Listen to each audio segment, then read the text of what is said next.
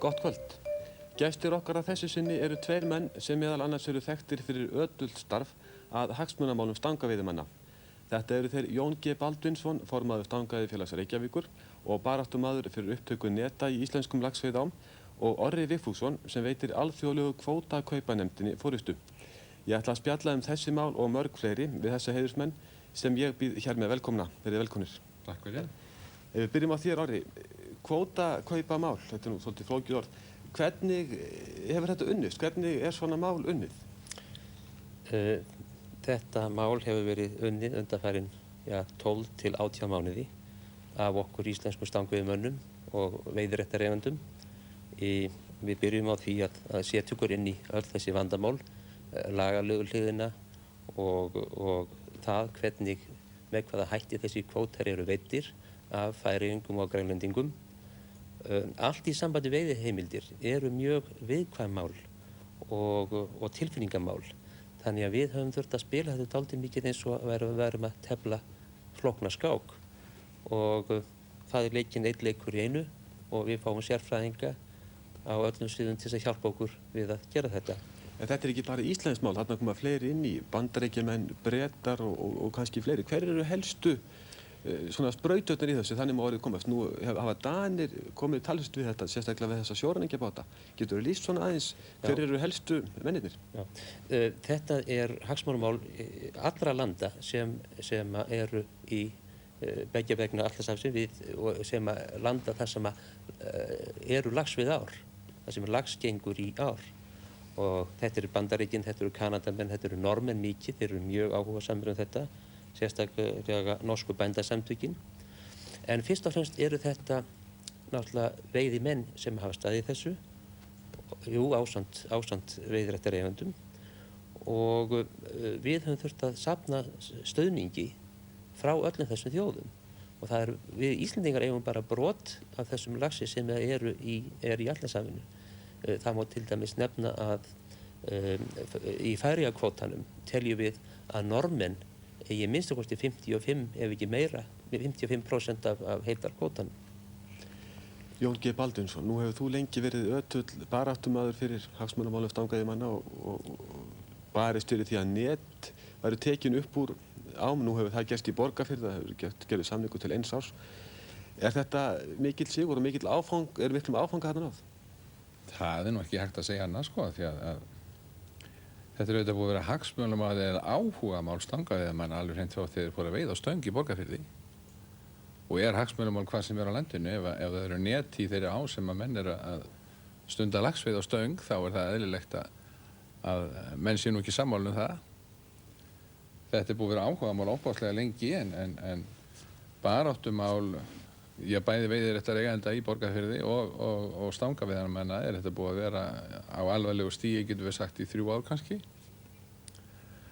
Þetta hófst allt 1987.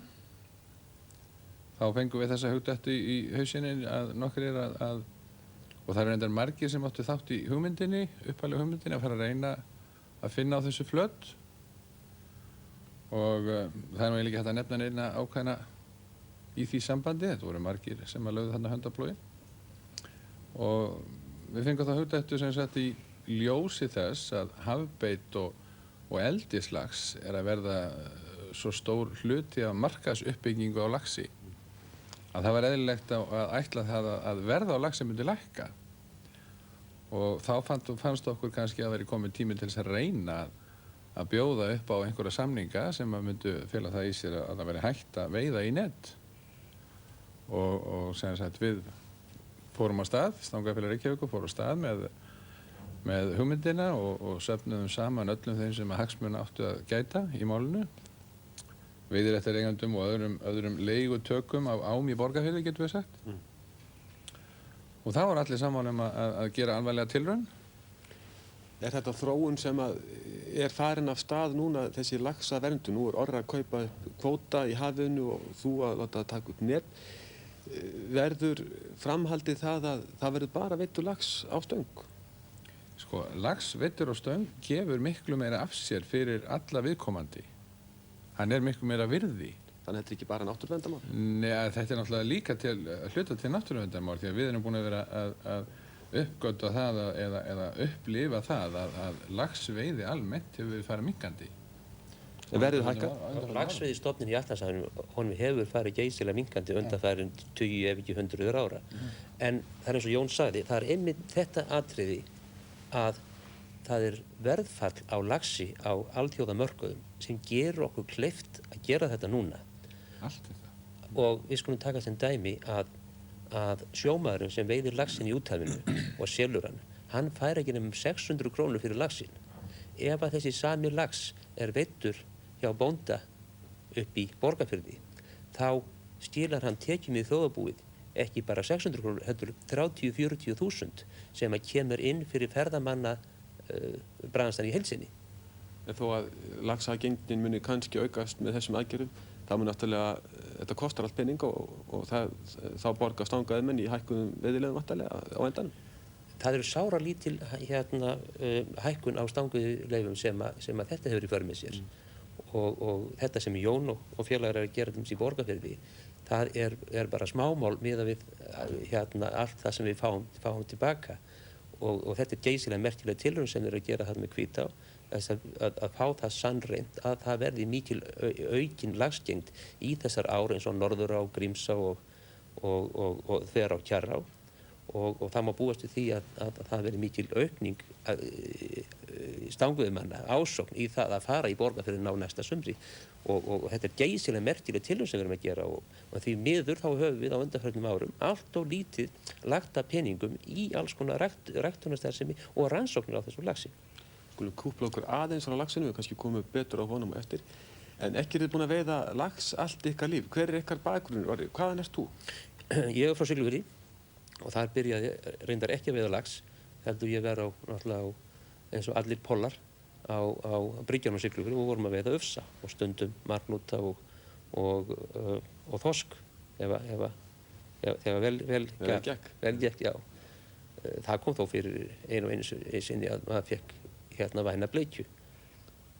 Og fékkst þú þessa veiðidellu sem svo mjög er rómuð þarna á bryggjónum í Siglufirði? Já, ég held að ég hafi fengið bakteríuna þar. Þú ert úr Reykjavík, Jón? Ég er úr Reykjavík, já. Þú ert alltaf stoltur af því? Já, þetta sjálfsögðu stoltur af því. Borg Davís og svo framvegis. Ég er fæddur á uppelin Reykjavík en hef auðvitað mikið fengið hluta af mínu uppeldi í sveit. Það var eins og var í gamla daga. Það voru krakkasendir í sveit og maður var látinn halda að maður verið að gera gagn. Þú ekki verið á handfæri hér á marhnútaveiðinur og höfnis og Jú, alveg hreint leið og maður gat gengið óstuddur eins og maður orðaði einhvers staðar. Það er náttúrulega öfgar og allt það en það var mjög snemma sem maður byrjaði að þegi og það er nú svo einkennilegt með mig því að það er nú voðalega oft sem að þetta erfist af foreldrum eða einhverjum í fjölskyldu eitthvað slíkt, þessi veiðidella. En ég held ég fram að hún sé meðfædd hjá mér. Í genunum? Já, þetta er eitthvað rugl í genunum, sko. Eða þá að eitthvað annað stjórna því, en sem sagt, ég er búinn að vera með veiðidella alveg frá því að ég man eftir mér og búinn að veiða reglulega marga daga hverju sumri, getum orðað að svo alveg frá því ég var 12-13 ára gamall. Er ekki erfitt fyrir ungan dreng í Reykjavík að fá útrásverði, ekki veitur í Elliðaánum þó? Nei, það má nú ekki játa það maður hafi veitt í Elliðaánum því að það verður að hafa leyfi til þess. En maður hjólaði hverja helgi upp í Elliðavatn eða tók rútuna austur á Þingvöllum og svo framvegis, alveg frá því að maður var í einaði fermingu. Eru svona dellur, dýrar og tímafrekar ekki mikil áþján fyrir fjölskylduna, þar að segja ef hún tekur ekki þátt í þessu, hvernig er það til dæmis í þínu tilfelli, Orri?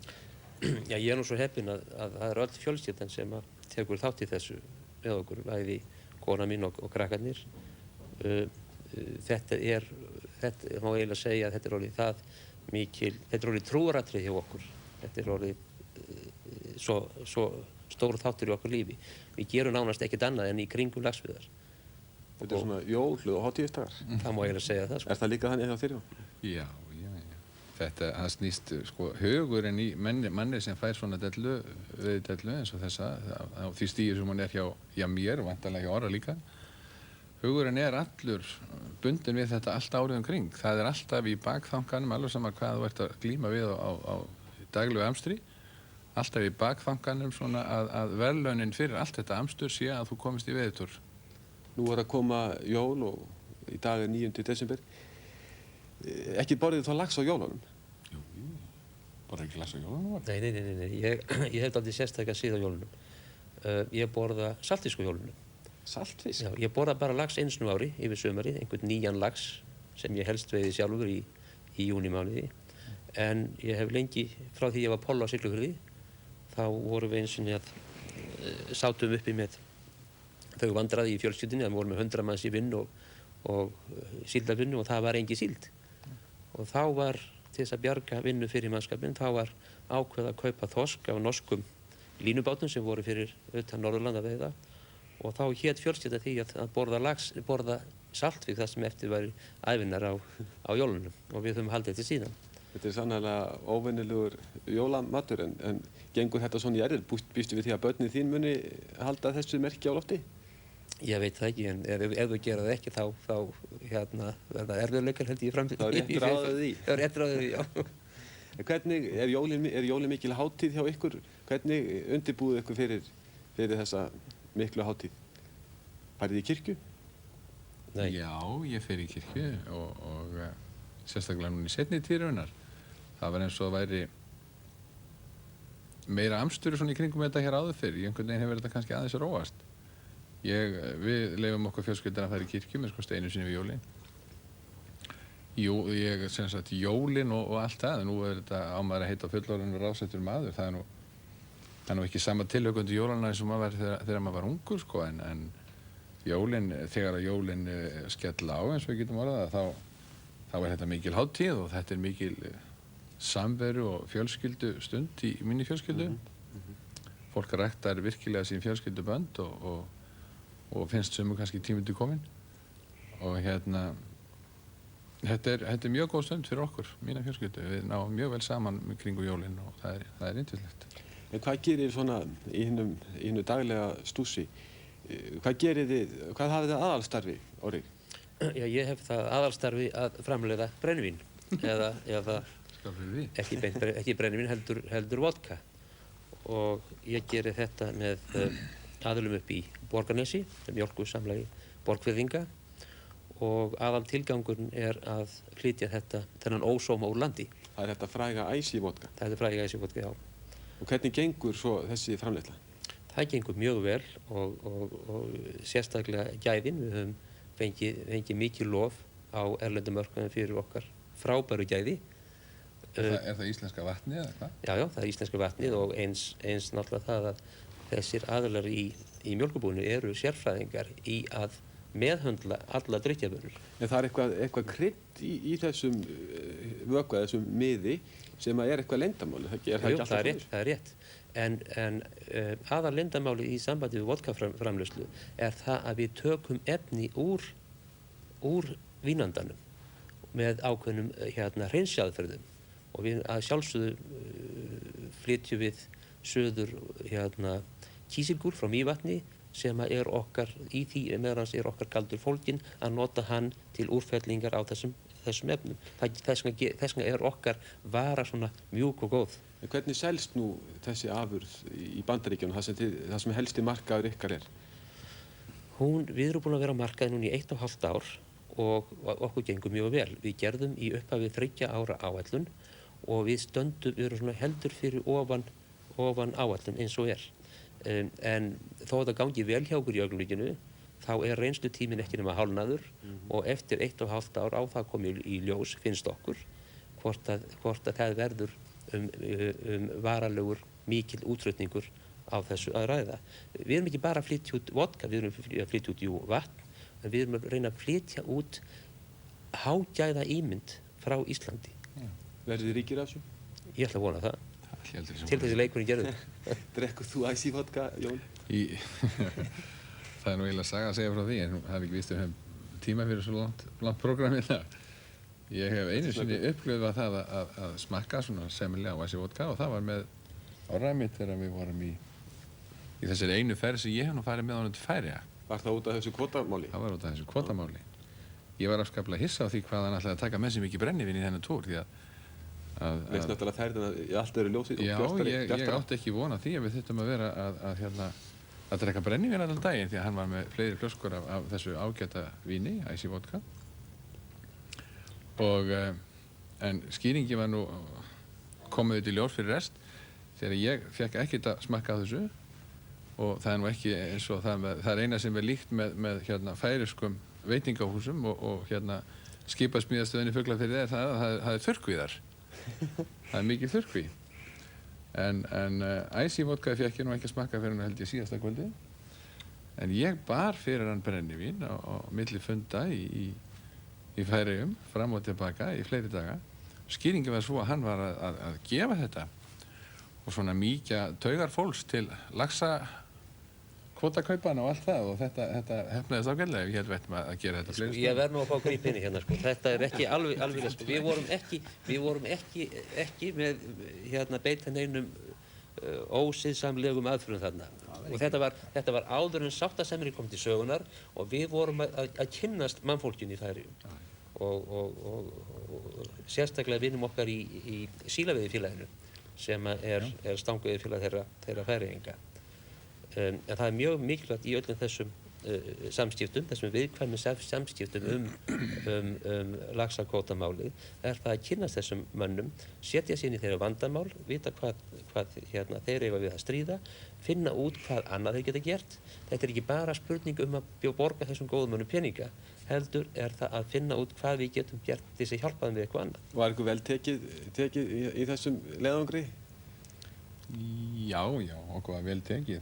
Þeir hafa drukkið vodka? Nei, við vorum ekki vitni af því, þeir með að drukku vodkaðið. En við sem sagt fengum mjög góða viðtökur þetta. Það vantaði ekki og aðal málið út úr þessari ferð minni minn og hafi verið það að við komumst í sambandi þennan sáttasemjara og hann léttir okkur ansi mikið eða öllu heldur orða, þetta mælir nú lang mest á honum. Það léttir ansi mikið í starfinu að hafa ákveðin kontaktaðila sem er hlutlaus og maður getur 100% treyst. Og hann er þá trúnaðarmaður beggja aðila í þessum viðskiptum? Já, hann er það. En ef við snúum okkar aðeins að þessari dellu sem að þið eru báðir heldteknir að, er það ekki voðalega mikið mál hvað menn veiða og ná að veiða stóra laxa? Hvað er þinn stærsti orri? Ég var svo heppinn í sumar, ég fekk stóran lax, en hann var reyndar ekki með 21 pund. En þykir það ekki mjög stórt? Já, ég hef búin að veiða hérna í Laxá í Aðaldal í 25 ár og oft á hverju sumri, þannig ég ætti að vera löngu búin að fá ennþá stærri lax. En það er eins og allir menn í kringum mig, þeir veiði miklu stærri lax en ég og ég er alltaf að fá þessa litlu en sætu. Hvernig var þetta ekki mikil barátta og mikil slagur og mikil ævintýri? Nei, þetta var ekki mikil ævintýri. Ég hef fengið oft minni laxa og sem að hafa... Þú veist bara að halda áfram að veiða minni laxa? Já, það er kannski miklu verið gaman bara. Þetta var komið fram í september og hann var þungur greið, þetta var hængur. Grútlegin? Grútlegin, já. En mér þótti svo vænt hann, ég ætla að láta stoppa hann upp. Hafa hann hjá þér heima? Hafa hann hjá mér heima, já. En þú, Jón, hvað hefur þú náð miklum árangri og þannig má verið komast í þessu? Stærðarlega sér? Já. Ég var svo heppinn að fá eitt sumarið báða mína stærstu laxa 1987, ef maður rétt, það er ekki langt síðan og þá fekk ég 23 punda laxa sama sumarið. Er það ekki ofraust? Jú, það var nú alltaf ofraust og það er ástæðulegast að vera að dreifa þessi ekki að lengri tíma. En annar fekk ég einmitt beint fyrir framann veiðihús Orra og hans fjölskyldu við svokallega núpasvæði í Laxá í Þingeyjarsýslu. Mjög skemmtilegu lax og gaman að hann. En seinni laxinn það sama sumar fekk ég síðan í Víðidalsá. Er þetta ekki voðalega mikill slagur að fá svona stóra laxa á flugur það væntanlega? Já. Er þetta ekki mikil bara? Það tekur þetta ekki langan tíma? Er menn ekki örþreyttur og uppgefnir eftir þetta? Já, þessi lax sem ég fekk hérna hjá Orra var dálítið einkennilegur að því leyti til. Hann veiddist nú, ég fekk hann 16. júlí, þannig að hann átti nú ekki verið honum mjög leginn. En hann eiginlega þreytti sjálfan sig og plataði sjálfan sig mest. Það var nú sögulegt, hann var búinn að koma nokkuð sinnum á eftir flugum hjá mér og með mér var félagi minn og vinnur Ólafur Haukur Ólafsson og það endaði á því að hann stóð út í ánni hjá mér því að við vorum búin að vera var við laxinn og vissum hvað hann var. Hann stóð út í ánni hjá mér með flugubóksið sitt opið eins og opna bók og við sýndum hann bara nógu margar flugur. Og hann kom og skoðaði þetta og svona, þetta var óskaplega spennandi. Adrenalínu flæddi þarna, það var jafn mikið af því eins og vatn í ánni. Og fyrir rest þá sem sagt sýndum við honum flugu sem heitir Harry Mary Brown, lítil padda, nummer 8. Hún fór yfir staðinn þar sem hann átti að vera á og ekkert skeiði, en svo allt í einu snýrist honum hugur og hann kom með þessum voðalegu látum upp í vatnsskorpuna og djöflaðist á eftir flugunni. Og þú hefur séð allt saman nákvæmlega? Já, þetta var allt saman bara 6-8 metrar fyrir framan okkur. Velti sér ofan á hana með sko tign og þetta var einhver fallegasta taka sem laxveiði maður kalla svo sem maður hefur upplifað. En baráttan við hann var ekkert sérstaklega söguleg því að hann tók eina sem við köllum roku alveg yfir að hinum bakkanum í ánni, kom svo tilbaka og inn í sef sem þarna við bakkan, þú manst þetta orðið þarna við staurinn svona sef.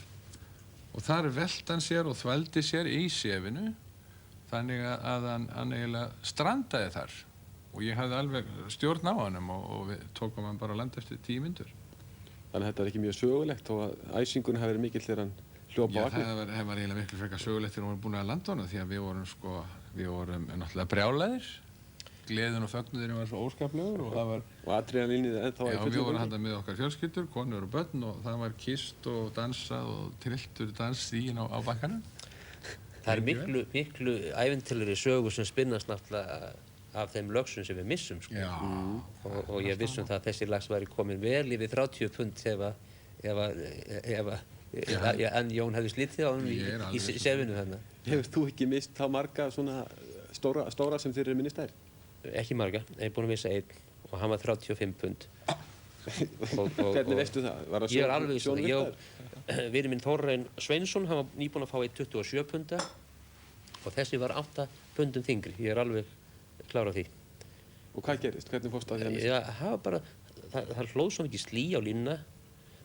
Laxinn strikaði upp ána, þetta var á svo kallaðri Hólmavastíflu í Laxafjarðardal. Hann strikaði upp, það var mikið slírek í ánni, ég reyndi að vaða í veg fyrir hann, tókst hann fyrir rest, en þá var komið ansi mikið rek á línuna. Og hún þá öll í svona buð fyrir það? Já, og ég gat nú lempað hann yfir á Vesturbakkann og vinur minn Jón Fornason í Haga, hann var að veiða á bakkann á móti mér og hann kom róandi yfir til þess að hjálpa mér að reyta slí á línunni, en það kom allt fyrir ekki eftir eitthvað hálftíma viðurrek þá datt hann þessi lax af. Þannig að flugan hefur þá bara rifnað úr honum undan þunganum öllum eða eitthvað? Ég ger ráð fyrir því. Ég fekk flugan upp. Nú er svartasta skammdegið. Hvernig leggst þetta skammdegi ykkur? Nú hefur þið báðir svona dýr og svona grípandi áhugamál. Er það að hugsa veiðiskap allan vetur? Hvað sem þið voru minn? Ég geri það, já. Hjálpar þið ykkur í gegnum skammdegið? Já, ég er alltaf að lesa einhverja skýrslur veiðiskap, bækur veiðiskap og hugsa flugu, hvernig á að nýta þessa hina gerðina, einhverja nýtt, hvort hann á að vera með rauðum haus eða ekki. Það fara margir dagar í það, vita hvort hann á að vera með rauðum haus. Ert þú svona líka? Já, ég var að játa það, ég er alveg viss. Ég til dæmis bækur sem veiðiskap sem vanalega kom út fyrir jólin. Það er alveg regla hjá mér, ég líti ekki neina slíka bók fyrir hann á jólunum. Og ég opna ekki neina slíka bók fyrir ég hef frið og er einn með sjálfum mér jólinn og þá les ég þetta og gleypi þetta í mig og er alltaf að hugsa eitthvað í sambandi þetta. Ég er með lítið herbyggi, litla kompu sem ég er alltaf tilbúinn, hleypi og hnýta eina flugu eða... Og farðu að hafa þitt drasl í friði? Já, ég er svona mestu leyti. Það er dálítið erfitt svona rétt í jólarhreikjendingunni en ég reyna að læsa undir mig. Þannig að skammdegið leggst svona til þess að gera létt í ykkur, þið sleppið svona þokkalega í gegnum þennan svartasta tíma ársins og dimmast. Ég held að það hljóti að vera sko menn sem hafa svona mikið tilhlökkunarefni ævilega að þeir eiga léttara með að fara í gegnum svartasta skammdegi heldur en aðrir. Þeir hafa alltaf eitthvað til þess að láta sér hlakka til. Undanfarin 2 ár frá því ég byrjaði á þessu kvótamáli þá er ég stanslaust í sambandi við einhverja veiðimenn út allan heim og er alltaf að fá einhverja nýjar fréttir og nú fæ ég daglega næstum því fréttir og hvernig færeigendur og hvernig grænlendinir eru að veiða. Þannig að ég fæ þetta sko beint í æð, má segja allt árið. Þannig að þið bókstaflega lifið og hrærist í þessum heimi. Já. Segið mér svona eitt, tíminn að hlaupa frá okkur og það nú ekki langt eftir þessu ágæta spjalli sem getur örugglega staðið langt fram á nótt. Hvað langar ykkur í jólagjöf, Orri?